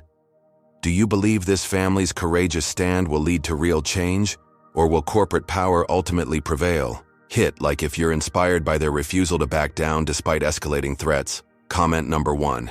If you think more whistleblowers like Janet should come forward to expose corporate wrongdoing, and subscribe to find out just how high this conspiracy reaches. What will happen when this family finally gets their day in court? The answer reveals just how deep corporate influence runs in our justice system. 3 days after the initial bathroom incident, the Davis family entered the federal district court in Manhattan. The emergency hearing for a temporary restraining order against Delta Horizon had been expedited due to the escalating threats and evidence of corporate retaliation. Imani, though accustomed to courtrooms, felt a different kind of tension as she prepared to advocate not just as an attorney, but as a mother fighting for her children's safety and dignity. The twins sat quietly in the front row behind their mother, their small frames dwarfed by the imposing courtroom architecture. Zara's face was set in determined concentration, while Zuri nervously twisted a purple bead in her hair. Both girls dressed in matching navy blue dresses that Skyway Airlines had, arranged when they learned the family's luggage remained mysteriously lost in Delta Horizon's system. As Imani organized her evidence binders, the massive oak doors at the rear of the courtroom swung open. A procession of attorneys entered. 15 impeccably dressed men and women from Blackstone and Reed, one of the nation's most powerful corporate law firms. Their appearance alone likely represented millions in legal fees, a show of force designed to intimidate. Lead counsel for Delta Horizon, Harrison Powell, approached Imani with a practiced smile. Ms. Davis, there's still time to discuss a private settlement. My clients are prepared to be quite generous in exchange for a confidentiality agreement. Mr. Powell, as I've already informed your associates, this isn't about money, Imani replied, without looking up from her preparations. This is about systematic discrimination and corporate intimidation that needs to be addressed publicly. Powell's smile tightened almost imperceptibly. We'll see if the judge agrees with your characterization of events. He returned to his team, where they huddled in whispered consultation, occasionally glancing toward the Davis family with calculated assessment. When Judge William Hamilton entered, the preliminary signs weren't encouraging. He barely acknowledged Imani while greeting several of Delta Horizon's attorneys by their first names. As proceedings began, his familiarity with the defense team became increasingly apparent. Your Honor, Imani began, we're seeking emergency injunctive relief against Delta Horizon Airlines for discriminatory practices, corporate retaliation, and what we believe constitutes criminal intimidation against my family, including my 9-year-old daughters. Judge Hamilton peered over his glasses. Ms. Davis, these are extraordinarily serious allegations against a respected American corporation. I assume you have substantive evidence beyond subjective interpretations of standard airline procedures? Yes, Your Honor. We have documented evidence including video recordings, witness statements, internal corporate communications demonstrating coordinated discrimination, and police reports regarding surveillance and attempted breaking and entering at our hotel. As Imani detailed the events beginning with the bathroom denial and escalating to physical threats, Judge Hamilton repeatedly interrupted with procedural objections. Each time Imani attempted to introduce evidence of corporate coordination, the judge questioned its relevance or admissibility. Your Honor, she finally said with barely controlled frustration, I'm attempting to establish a pattern of escalating retaliation directly linked to our reporting of discrimination. The evidence clearly demonstrates. Ms. Davis, Judge Hamilton interrupted. This court is not a platform for speculative accusations against a major employer and economic contributor to this jurisdiction. You'll need to confine your arguments to specifically documented incidents with direct evidentiary connection to corporate policy. The procedural barriers continued mounting until Marcus, observing from the gallery, passed Imani a hastily scribbled note. Hamilton previously represented Delta Parent Company 2018-2022 before appointment to bench. Clear conflict of interest. The revelation explained the judge's obvious bias, but challenging a federal judge for conflict of interest mid-hearing carried significant risks. Before Imani could decide how to proceed, Judge Hamilton made an unexpected request. The court would like to hear directly from the minors involved in this case. Ms. Davis, would your daughters be willing to provide testimony regarding their experience? Imani glanced at the twins, who had not been prepared for direct testimony. Putting them through more trauma by having them relive their humiliation publicly seemed unnecessarily cruel. Yet Hamilton's request also presented an opportunity to humanize the case beyond legal technicalities. After a brief consultation with the girls, Imani replied, "Yes, Your Honor. My daughters are willing to speak to their experience." Zara approached the witness stand first, her small frame barely visible above the wooden barrier. Despite her youth, she spoke with remarkable clarity, describing the bathroom denial, the security targeting, and the subsequent threats with precision that belied her 9 years.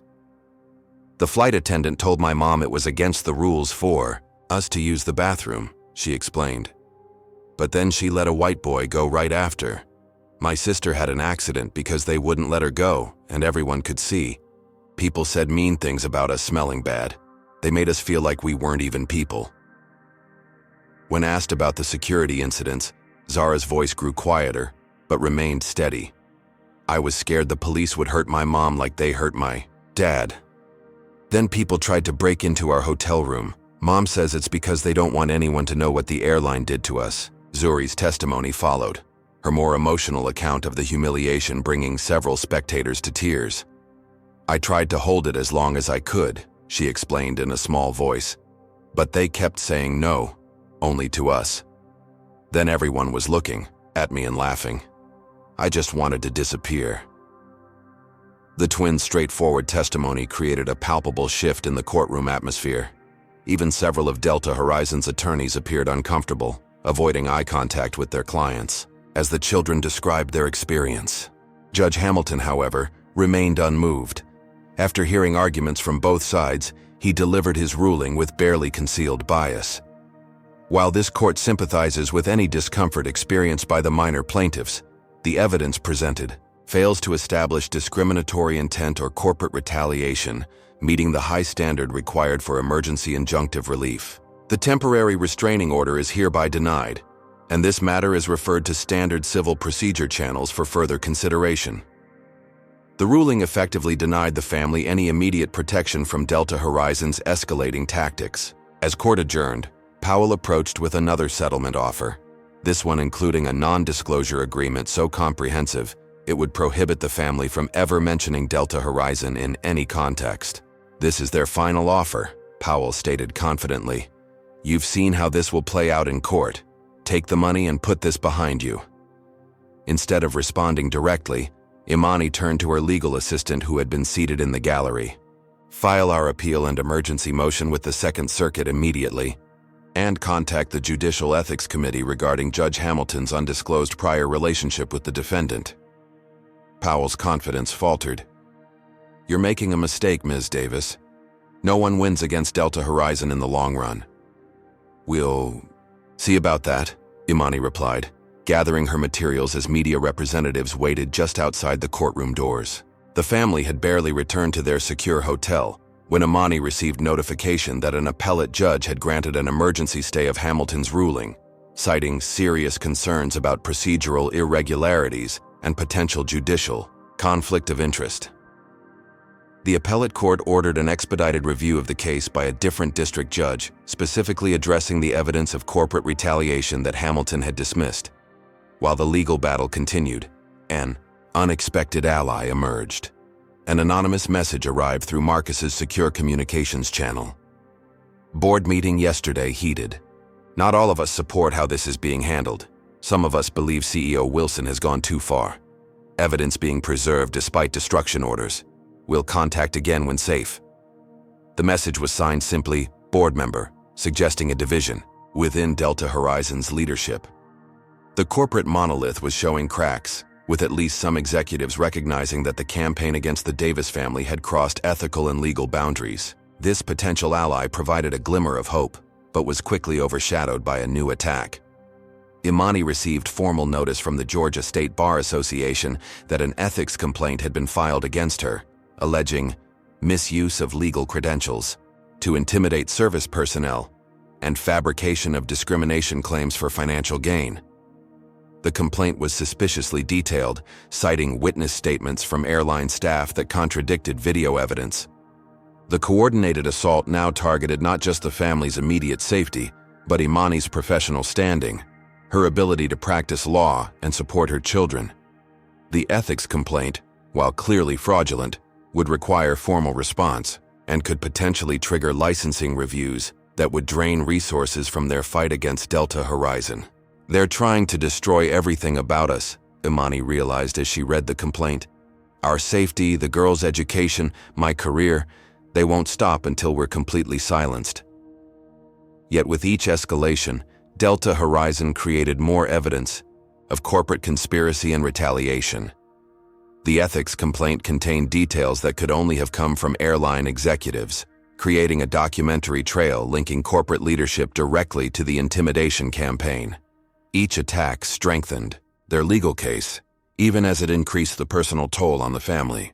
That night, as the twins finally slept under the watchful eyes of their security detail, Imani made a crucial strategic decision. Defense alone was insufficient against an opponent with such vast resources. To protect her family, she would need to take the offensive, bringing the fight directly to those responsible for the campaign against them.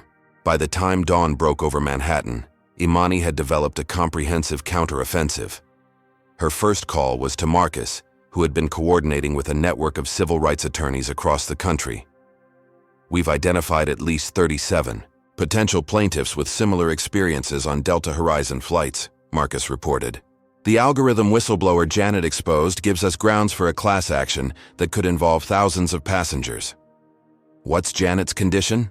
Imani asked, concerned for the whistleblower whose courage had cost her so much. "Stable, but still under medical sedation." Toxicology finally identified the substance, a sophisticated compound that mimics natural cardiac distress, nearly untraceable unless specifically tested for. Definitely not amateur work. While Marcus continued building the class action framework, Imani received an encrypted message from their anonymous board member ally. "CEO Wilson, attending exclusive fundraiser tonight at JFK International Terminal 4 private dining room. Board members and major investors present. Minimal security to avoid attention." The message included details about the event's timing and exact location, valuable intelligence about where Delta Horizon's leadership would be vulnerable to public confrontation. It was an opportunity to face those responsible directly, with media witnesses to ensure safety and transparency. Imani immediately began preparations, coordinating with the legal team, security personnel, and select media contacts who had demonstrated journalistic integrity in their coverage.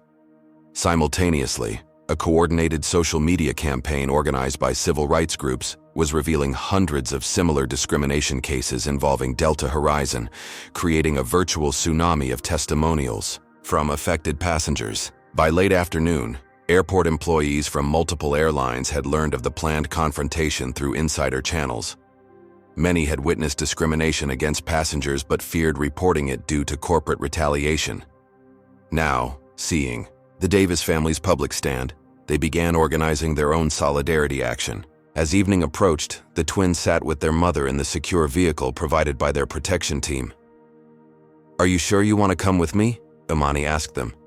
"You could stay with the security team at the hotel."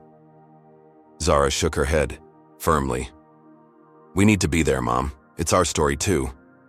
Zuri nodded in agreement. "Dad always said we have to stand up together. He'd want us there." The family had prepared powerful statements based on their experience, the twins working together to craft honest, direct language about how discrimination had affected them personally. Though composed by children, their words carried moral weight that corporate legal defenses couldn't easily dismiss. When they arrived at JFK Terminal 4, they found an unexpected sight. Dozens of airline employees from various carriers had gathered in the public area near the private dining room. Entrants, many wearing small purple ribbons, the same color as the beads in the twins' hair, now an emerging symbol of solidarity against discrimination. Among the gathering crowd were passengers from their original flight who had witnessed the bathroom denial, TSA agents who had been troubled by the security targeting, and hotel staff who had helped document the surveillance devices. What had begun as one family's ordeal had catalyzed a movement of witnesses unwilling to remain silent. As Gregory Wilson, CEO of Delta Horizon, arrived with his entourage of executives and board members, he was visibly startled by the gathered crowd. His security detail moved to create a buffer between him and the onlookers, but the narrow terminal corridor made isolation impossible. Imani stepped forward, the twins beside her, all three wearing microphones connected to the media representatives positioned strategically throughout the area. "Mr. Wilson," she called clearly, "I'm Imani Davis. These are my daughters, Zara and Zuri, who were denied bathroom access on your airline due to racial discrimination." Wilson attempted to maintain his corporate composure, offering a practiced smile that didn't reach his eyes. "Ms. Davis, this is hardly the appropriate venue for discussing customer service matters. Our communications team would be happy to arrange a private meeting. Privacy serves your interests, not justice," Imani replied, her voice amplified by strategically placed media. "My daughters were humiliated publicly. Your company surveilled us, threatened us, and attempted to destroy our reputations and livelihoods. When we spoke out, these are not customer service matters. They are civil rights violations and potentially criminal acts authorized at the executive level." Wilson's expression hardened as he glanced toward the exit, calculating an escape route. "These are unfounded allegations that will be addressed through proper legal channels. Now, if you'll excuse me. Your algorithm that categorizes passengers by race was exposed by your own data analyst," Imani continued, blocking his path. "Janet Reynolds nearly died after revealing your systematic discrimination practices. We have the evidence, Mr. Wilson, including board communications ordering document destruction and approving the surveillance operation against my family." At the mention of internal documents, several board members in Wilson's entourage exchanged alarmed glances. One older man with a distinguished appearance stepped slightly away from the CEO, creating physical distance that spoke volumes about growing internal divisions. Wilson's forced smile vanished completely. "This is corporate harassment and interference with a private event. Security, please remove Ms. Davis and her children." Before security could respond, Zara stepped forward, her small voice nonetheless carrying clearly through the terminal. "You made my sister wet herself in front of everyone because we're black. Then you sent people to hurt us. You think because you're rich and powerful, you can hurt kids like us. Is that the kind of person you want to be?" The directness of a child's moral challenge visibly rattled Wilson, who found himself speechless before the 9-year-old's unflinching gaze. In the uncomfortable silence, Zuri added her own quiet question. "Did you think about how scared we were when people tried to break into our hotel room? Did you care that we couldn't sleep because we were afraid?" The human impact of corporate decisions, laid bare through children's voices, created a moment of uncomfortable truth that corporate jargon and legal shields couldn't deflect. Several board members appeared visibly disturbed by the direct confrontation with the human consequences of policies they had approved. The distinguished older board member who had distanced himself from Wilson finally spoke. "Mr. Wilson, I believe we should address these serious allegations directly rather than dismissing them." Turning to Imani, he added, "I'm Robert Keller, independent board director. Some of us have expressed concerns about the company's response to your complaint. Would you be willing to present your evidence to the full board immediately?" This unexpected fracture in corporate solidarity represented a critical opportunity. While Wilson sputtered objections, Keller led a small rebellion among board members present, insisting on reviewing the evidence that evening rather than allowing the situation to deteriorate further. The impromptu board meeting took place in the terminal's conference room, with several major investors joining remotely after news of the confrontation spread through financial circles. Delta Horizon stock had already dropped nearly 15% since the initial incident, with major institutional investors expressing concerns about potential legal liability and reputational damage. Imani presented a comprehensive evidence portfolio documenting not just the original discrimination, but the subsequent corporate conspiracy to silence her family. The whistleblower data, internal communications, surveillance documentation, and medical evidence regarding Janet's suspected poisoning created a devastating portrait of corporate misconduct reaching the highest levels. The twins waited outside, with their security detail during the presentation, protected from the graphic details of threats against them, while remaining visible reminders of the human beings affected by corporate algorithms and executive decisions. As the evidence mounted, several board members began openly challenging Wilson's leadership. One demanded to know who had authorized surveillance operations against a family with children. Another questioned the legality of the passenger scoring algorithm with its racial components. Investors on the video conference expressed growing alarm about potential liability and regulatory consequences. Wilson attempted to deflect responsibility to overzealous security contractors and misinterpreted directives, but the documentary evidence repeatedly contradicted his claims. When confronted with his own emails ordering whatever measures necessary to prevent the discrimination evidence from becoming public, he finally resorted to silence, conferring urgently with legal counsel. The board meeting stretched into hours as directors grappled with mounting evidence of corporate malfeasance, significantly beyond what most had realized. By midnight, Delta Horizon stock was falling in Asian markets as news of the confrontation and emergency board meetings spread globally. At 1:47 a.m., Robert Keller emerged from the conference room to address Imani directly. Ms. Davis, the board has voted to place CEO Wilson and 3 senior executives on administrative leave pending a comprehensive independent investigation. We are prepared to offer an immediate good faith settlement regarding your family's experience, with no confidentiality requirements, and full cooperation with any civil or criminal investigations regarding the retaliation you experienced. It represented a major victory, corporate accountability at the highest levels. Yet Imani recognized, it is merely a first step. The settlement must include systematic reforms to prevent discrimination against other passengers, elimination of the racial components in your passenger scoring algorithm, and compensation for all affected by these practices. Keller nodded soberly. Those terms will be part of our discussions.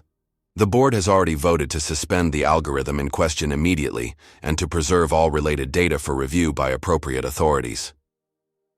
As dawn approached, the stock markets opening across Europe registered the corporate earthquake occurring within Delta Horizon.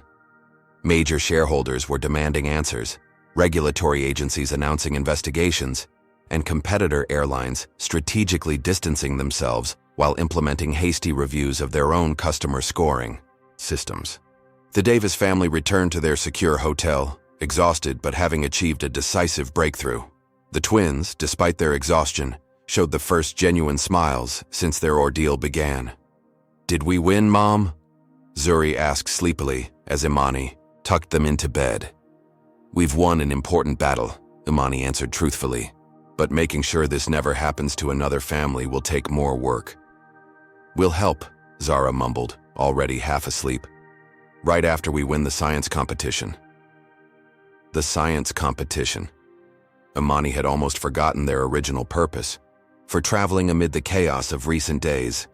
With Delta Horizon's leadership in turmoil and board members now eager to demonstrate good faith, reinstating the twins' competition registration required just a single phone call. By morning, their participation was confirmed, with Skyway Airlines arranging priority transportation to ensure they would arrive in time. The corporate Goliath had not fallen completely, but its armor had been pierced, exposing vulnerabilities that could no longer be concealed behind legal threats and PR statements. What began with 2 little girls being denied a basic human dignity had revealed structural discrimination embedded within corporate algorithms, policies, and culture, a revelation that would ultimately transform an industry. The following morning, while the twins prepared for their rescheduled flight to San Francisco, Imani received word of spontaneous demonstrations forming at Delta Horizon ticket counters across the country. The public outrage that had begun on Social media had transformed into physical protests, with travelers deliberately booking tickets on other airlines and airport employees wearing purple ribbons in solidarity. Despite the board's emergency actions, many felt that simply suspending executives was insufficient accountability for the systematic discrimination and subsequent intimidation campaign. Civil rights organizations were calling for complete leadership overhaul, regulatory investigation, and industry-wide reforms to prevent similar abuses across the aviation sector. Imani recognized that this moment of public awareness created a unique opportunity for systematic change. After ensuring the twins were safely on their way to the science competition with a trusted security team, she returned to JFK Terminal 4 where the largest demonstration was gathering momentum. She arrived to find hundreds of supporters wearing matching purple shirts with the slogan, "Dignity for all passengers." Flight attendants from multiple airlines, many risking disciplinary action, had joined in uniform. TSA agents, while unable to actively participate while on duty, displayed purple ribbons on their uniforms in subtle defiance of neutrality requirements. Delta Horizon attempted to manage the growing protest by closing their check-in counters, citing security concerns. But this only redirected demonstrators to gather in the main terminal, where their presence would affect all airline operations. Airport authorities, caught between corporate pressure and free speech considerations, initially attempted to restrict the demonstration to designated areas outside the terminal. The situation escalated when Delta Horizon executives, still struggling to contain the crisis despite the board's intervention, made a critical miscalculation. They filed an emergency request with airport authorities to close the entire terminal to anyone not holding a valid boarding pass, effectively attempting to shut down the demonstration through administrative means. When airport police began instructing non-travelers to exit the terminal, including media representatives covering the story, the protest transformed from peaceful assembly to determined civil disobedience. Participants sat down en masse on the terminal floor, making forced removal logistically impossible without creating disturbing visuals of police dragging peaceful protesters, including uniformed airline employees. At the center of this growing standoff, Imani was asked to address the gathered supporters. Standing on a chair to be visible to the hundreds now filling the terminal, she spoke with the measured clarity that had made her an effective attorney. "This demonstration isn't just about what happened to my daughters," she began. "It's about a system that coded discrimination into its algorithms and business practices, that treated certain passengers as less deserving of basic human dignity based on their appearance. When challenged, this system turned its vast resources against a family with children, rather than acknowledging and correcting its failures." As she spoke, the twins' experience became a powerful symbol of larger systemic issues affecting countless passengers. Individuals in the crowd began spontaneously sharing their own experiences of discrimination while traveling, stories that spanned decades and crossed airline boundaries, suggesting an industry-wide problem rather than isolated incidents. Delta Horizon's leadership, monitoring the situation from their corporate headquarters, made another devastating miscalculation. In an attempt to disrupt the demonstration's momentum, they ordered a complete shutdown of their electronic systems in Terminal 4, including check-in kiosks, boarding pass scanners, and flight information displays. The electronic blackout, intended to create confusion and disperse the crowd, instead strengthened solidarity as airline employees from other carriers stepped in to help stranded Delta Horizon passengers. The contrast between corporate obstruction and human compassion played out in real time before media cameras, further damaging Delta Horizon's already battered reputation. What executives failed to anticipate was that their desperate system shutdown triggered automated security alerts to federal aviation authorities. Within an hour, representatives from the Federal Aviation Administration arrived at Terminal 4, concerned about potential cybersecurity breaches affecting critical aviation infrastructure. When FAA officials discovered that Delta Horizon had deliberately disabled critical passenger processing systems to counter a peaceful protest, their professional concern transformed into regulatory intervention. The senior FAA representative, Catherine Alvarez, requested an immediate meeting with all available Delta Horizon executives and board members. Deliberately disabling passenger processing systems for non-safety reasons potentially violates multiple federal regulations regarding common carrier obligations, Alvarez explained to the hastily assembled leadership team. The FAA is considering emergency action regarding Delta Horizon's operating certificate if systems are not immediately restored and normal operations resumed. The threat of losing their operating certificate, effectively grounding their entire fleet nationwide, represented an existential threat to the airline that dwarfed even the public relations disaster unfolding in Terminal 4. Board members, including Robert Keller, who had previously shown sympathy to the Davis family's situation, now faced the potential collapse of the company's entire operation. "We need 30 minutes to convene an emergency board video conference," Keller requested. The decision to disable terminal systems was made without board approval and contradicts the directives issued last night. While the board frantically assembled, Imani continued addressing the demonstration, which had now grown to include passengers from numerous flights whose travel had been disrupted by Delta Horizon's system shutdown. The corporate attempt to silence protest had instead amplified it exponentially, creating thousands of newly inconvenienced travelers witnessing the situation firsthand. Inside a hastily repurposed conference room, the Delta Horizon board faced the most consequential decision in the company's history. The FAA representative had made clear that only immediate, comprehensive action would prevent emergency suspension of their operating certificate. The remaining executives who had authorized the system shutdown were quickly sacrificed, but regulatory authorities made clear that deeper accountability and structural reforms were required. Robert Keller emerged from the conference room looking grim, but resolved. Approaching Imani directly despite the crowd, he requested a moment to address the demonstration. With media cameras rolling, he stepped onto the improvised platform where Imani had been speaking. "My name is Robert Keller, Independent Director of Delta Horizon Airlines. On behalf of the board, I want to acknowledge the legitimate grievances raised by the Davis family and many others regarding discriminatory treatment. The board has just taken emergency action to address this crisis at its roots." He paused, visibly uncomfortable but continuing with evident determination.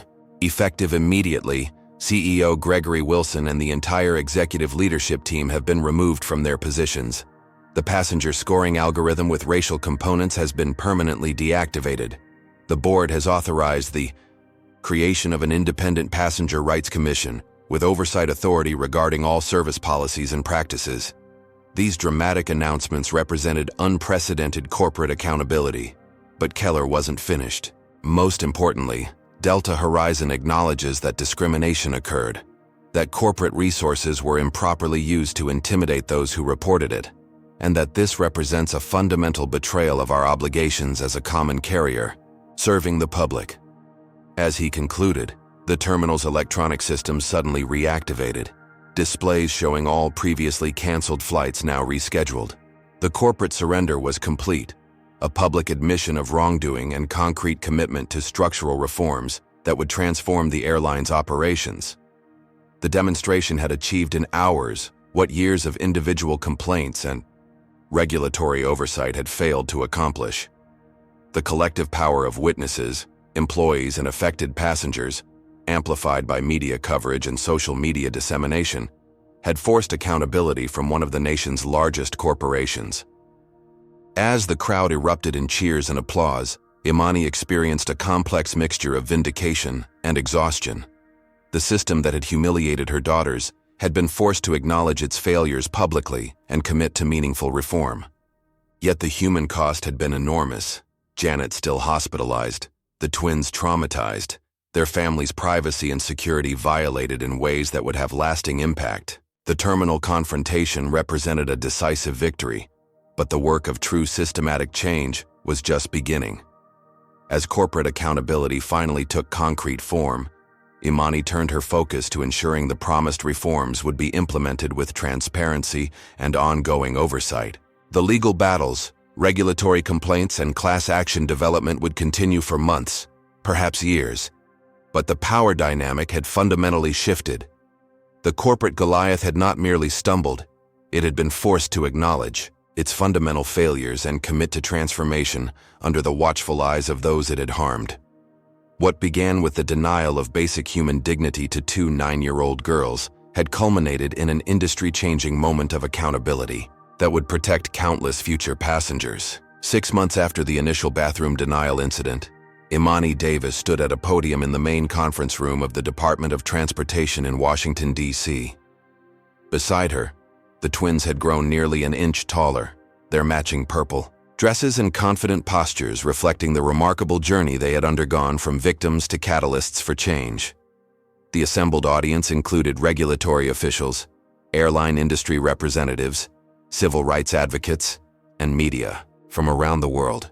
On the wall behind them, a large screen displayed the official seal of the newly established Federal Airline Passenger Rights Commission, the unprecedented regulatory body created in direct response to the Delta Horizon discrimination case. Today marks the official implementation of the Davis Standards for Equal Treatment in Air Transportation, announced Transportation Secretary Marcus Rodriguez. These comprehensive regulations establish concrete accountability measures, independent oversight mechanisms, and systematic protections that will transform how airlines serve all passengers regardless of race, nationality, or appearance. The YAS regulations represented the most significant expansion of passenger rights protections in aviation history. Airlines would be prohibited from using demographic factors in service prioritization algorithms, required to implement transparent bathroom access policies, and subjected to regular civil rights compliance audits. Most importantly, the regulations established powerful whistleblower protections and created a dedicated enforcement division with actual investigative authority. As Secretary Rodriguez introduced her, Imani reflected on the extraordinary sequence of events that had transformed her family's traumatic experience into industry-wide reform. The class action lawsuit against Delta Horizon had ultimately included over 4,000 plaintiffs who had experienced similar discrimination, resulting in a historic $1.2 billion settlement that included not just financial compensation but mandatory structural reforms. Janet Reynolds, finally recovered from her poisoning, had received special recognition from the Department of Justice for her courage in exposing the discriminatory algorithm. Criminal indictments had been issued against former CEO Gregory Wilson and 3 executives for conspiracy, witness intimidation, and computer crimes. The corporate culture that had authorized surveillance and intimidation of a family with children had been exposed to public scrutiny that made similar abuses impossible to hide in the future.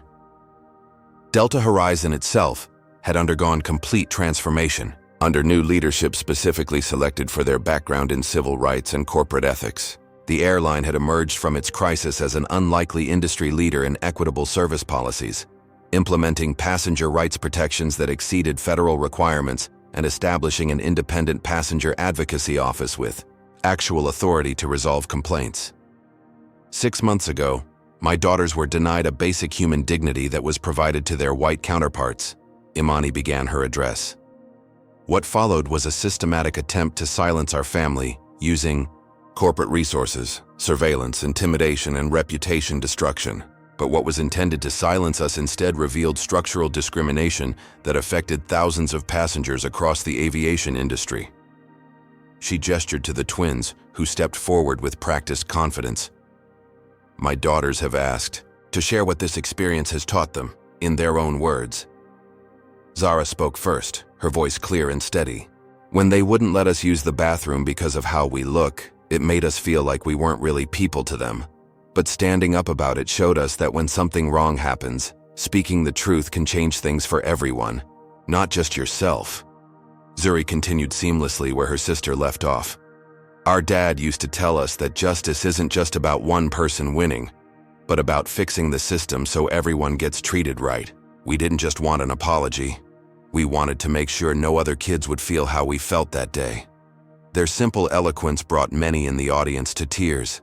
These children, initially traumatized by discrimination and corporate intimidation, had emerged as poised advocates whose experience had catalyzed industry-wide transformation.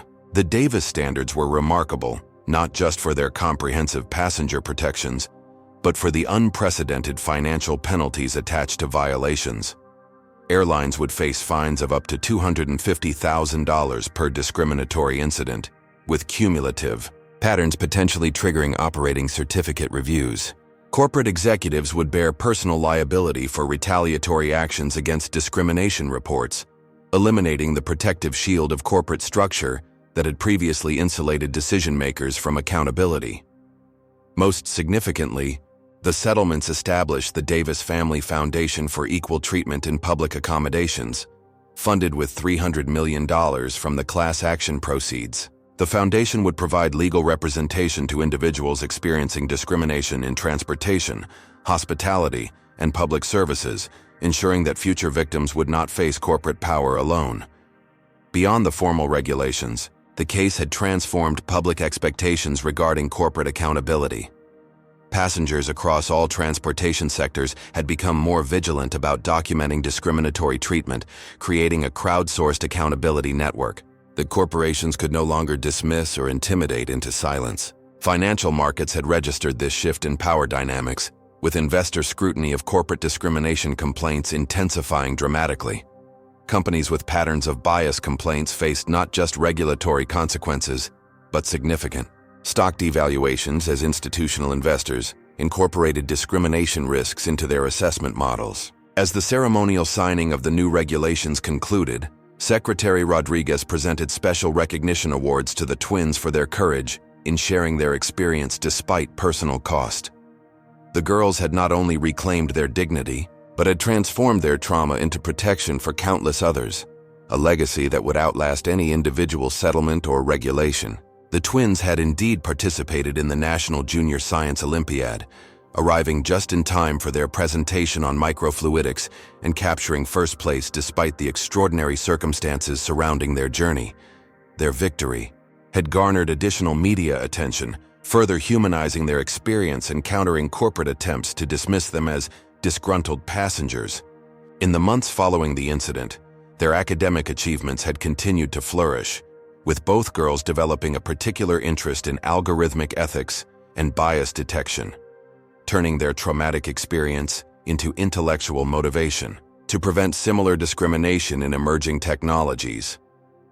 As the formal ceremony concluded and attendees mingled during the reception, Gregory Wilson's trial date was announced on news tickers visible on the conference room monitors. The former CEO faced potential imprisonment for his role in authorizing surveillance and intimidation against the Davis family.